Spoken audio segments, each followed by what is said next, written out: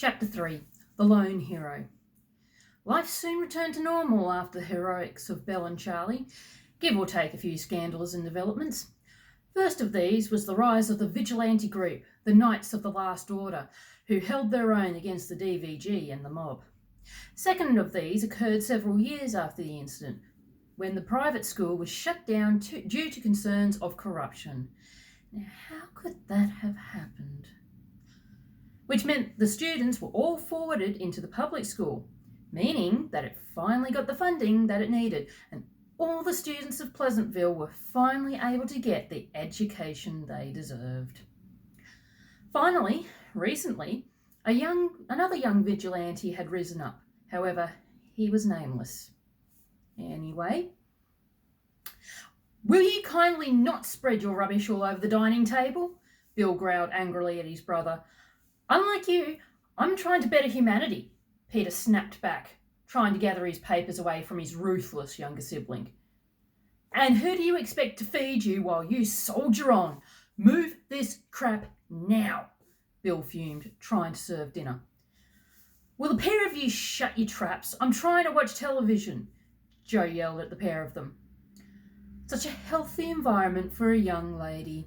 They heard Mr. Jones tut-tutting in his yard. "Can it, Jones!" the three yelled angrily. Just then, Belle walked in from her gymnastics class. "Hi, everyone. Smells good, Uncle Bill. How are you doing today, Pa? Hey, Daddy." She kissed all three men in turn. She noticed her father's papers. "Are you still working on that?" she inquired. "Yes, I am still working on it," Peter sighed in resignation. "I really don't know how to fix it." "It's fine, Daddy, really. It just takes a little practice to get it right," Belle replied. At 16, Belle had a little bit more optimism than her father.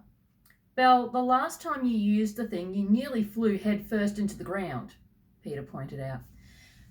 "That's because she was showing off," Joe piped up. "Yeah, Daddy, the backpack works fine. You don't need to fine-tune anything," Belle grinned.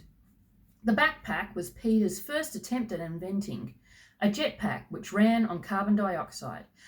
Unfortunately, it wasn't very efficient, only lasting about 10 minutes before the user fell victim to gravity. "I don't know.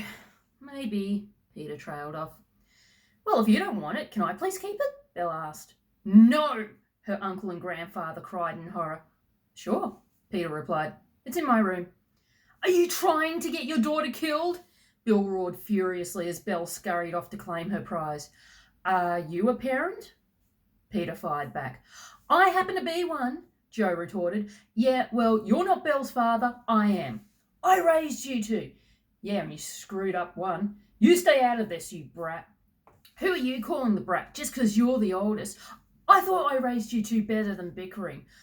"Obviously not from what I can hear." "Mind your own business, Jones." Later on the same day. "Hi, Mum. Hi, Dad." Charlie burst into the kitchen that evening. "Hi, Lizzie. Hi, Izzy." "Where have you been? It's late, and Belle got home from gymnastics hours ago." Betty fumed at her son. "I had to take the long way home to avoid trouble," Charlie lied, trying to escape to his room. "Charlie, come down here now," his father commanded gently. Charlie knew he was in trouble. "Charlie, you know it's dangerous outside, especially after dark. Hell, it's probably dangerous in here too. The DVG are known for breaking into homes," Thomas said evenly. Charlie cowered in fear. He was really in trouble. "You also have to think of your sisters. You're their big brother. You have to set an example." Betty stirred the casserole she was cooking. "Yeah, Charlie, we're young and impressionable," Lizzie said. "Yeah, we're unable to rationalise and make decisions for ourselves," Izzy added. Charlie sneaked them a grin. He could always count on his sisters. They worshipped him. "Therefore, we've decided as punishment you're not going to the Brisvegas Leo's charity ball." Thomas scowled at the twins. "Whose dog is that howling? Doesn't sound like Woof," Joe asked as the Masters family settled down to a chicken curry. The masked Crusader was sitting atop a building a few days later. His only weapons were a pair of short daggers, which didn't make him feel too safe, but it was all he had. He wore a blue shirt, dark blue jeans, and a leather duster with tough combat boots. To conceal his identity, he wore 2 blue bandanas, one around his face and the other over his head, almost making him look pirate-like. His tipless gloves were grey and matched his belt, where his small grappling hook and rope sat. News had been floating around that a particularly wealthy businessman had been visiting Pleasantville and was staying in the hotel across the street from where the young man sat. He knew that news like that would draw the mobsters of Miss Neach, who were experts at kidnap and extortion. They were certainly better than the Death Valley gang anyway. A black limo pulled up in the darkness, and the young man watched as the businessman got in. Slowly, the limo pulled away, and the young man followed along the rooftops. Inside the limo, the businessman was about to relax when he heard a voice. "You're in a spot of bother," he heard someone next to him say. His head nearly snapped as it spun around so fast. Next to him was a beautiful young lady. "How'd you get in here?" the businessman spluttered. "I was hiding under the seat.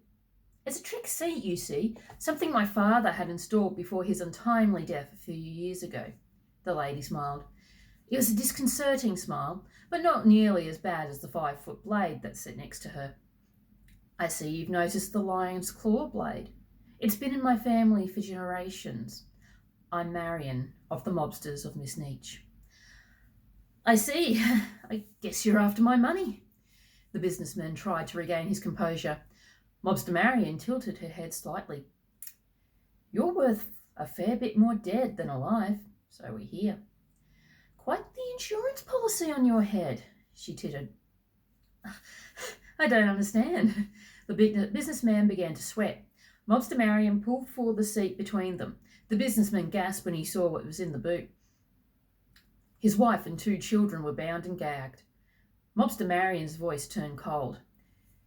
"You give us every dollar you have, or we'll kill you and your beneficiaries, meaning your insurance policy and your assets go to your nephew, who we have under our control," she commanded.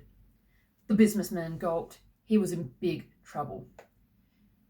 He was about to protest when the limo swerved sharply and crashed into a tree. "What the?"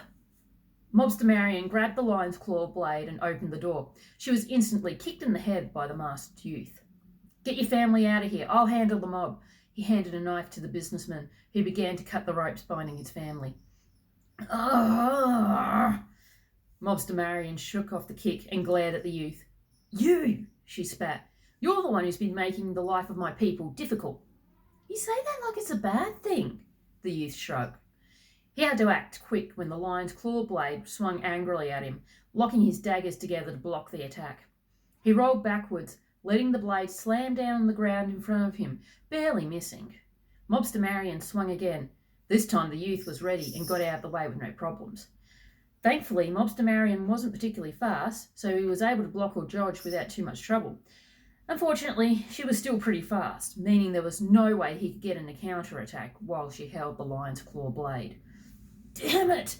he hissed as she narrowly missed again, so close he could almost feel the blade against his skin. "You're in over your head, sugar." Mobster Marion pointed the sword at him. "I am the greatest swordswoman in this country, and you don't stand a chance against me." She lifted the sword again and swung it at the youth, who dodged again. He rolled out of the way of another swing and felt the cold hardness of a wall against his back. He was trapped. Grinning, Mobster Marion stabbed the sword at his head, embedding it in the wall where he ducked.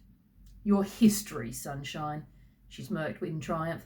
"As soon as—" Ow! The youth looked around in shock. Someone had aimed a rock clearly at the mobster's head. "Sir Lionheart!" the youth cried. "I aim to please," replied Sir Lionheart, who had appeared out of nowhere. "Why, you...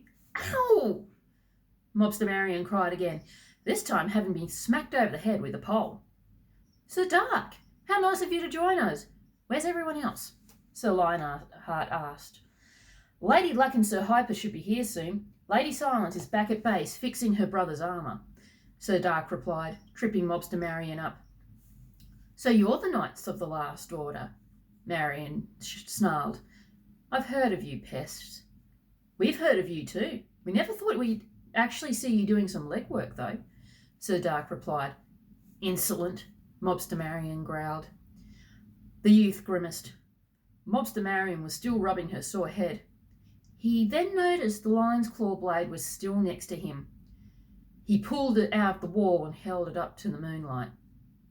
Hey, get your hands off it, you little... Yikes! Mobster Marion rolled out of the way as the youth returned the favours she'd been dishing out all night. Nice shot, Sir Lionheart cheered. Give her everything you got, Sir Dark laughed. Suddenly, wails erupted and the darkness exploded in red and blue. The cops! Mobster Marion cried angrily. She looked towards the youth, but he was gone, and he'd taken her sword with him. We'll probably catch you later, Sir Lionheart grinned. Much later, Sir Dark laughed. See you after your turn. The two knights headed off quickly, bumping into Sir Hyper and Lady Luck a few blocks away. We missed everything, Sir Hyper cried, swinging his crudely made nunchucks around. It wasn't anything much. That stupid idiot in the leather jacket nearly got himself skewered by Marion, Sir Dark told them as the group headed back to the tip where their base was hidden. Is he okay? Lady Luck asked, concerned. He's fine. He really shouldn't try and take them on alone, though. He needs a friend, Sir Lionheart said. Meanwhile, just outside of Pleasantville was the garbage tip. It was probably the most well-managed of all the council's facilities, although it was quite big. Big enough for someone to hide in easily. The youth had escaped back here after his escape from the mob. Breathing heavily, he pulled off his mask as he shakingly held his new prize. Charlie Begley was now the master of the Lion's Claw blade. Thank you for listening. I hope you enjoyed the latest chapter of Chuckles and Giggles. Be sure to check out the newest chapter, chapter 96, that was uploaded last night. I think we all remember what Butcher's paper was like in school. So www.chucklesandgiggles.com. Be sure to like and subscribe, and have a great day. See you later.